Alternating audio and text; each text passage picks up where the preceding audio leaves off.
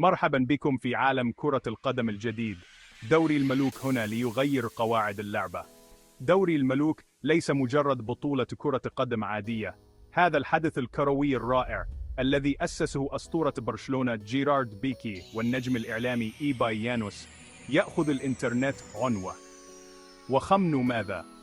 المغرب يشارك في البطولة بقيادة نجم اليوتيوب إلياس المالكي. نعم، سمعتم ذلك بشكل صحيح. إلياس سيجلب جمهوره الضخم من عالم الإنترنت إلى أرض الملعب ليقود الفريق المغربي في هذه النسخة الفريدة من كأس العالم للأمم. تخيلوا هذا، لا تذاكر للبيع ولا بث تلفزيوني. بدلاً من ذلك، مئات الآلاف من المشجعين يلتصقون بشاشاتهم، يتابعون الحدث مباشرة على أجهزتهم. لكن الأمر لا يتعلق بالمباريات فقط، بل بقوة النجوم التي تجعل البطولة ملحمية. تخيلوا سيرجيو أجويرو وإيكر كاسياس وحتى زلاتان إبراهيموفيتش يظهرون بشكل مفاجئ. هذا المزيج من المواهب الشابة والمحترفين المعتزلين يخلق جواً كهربائياً لا يمكن تفويته.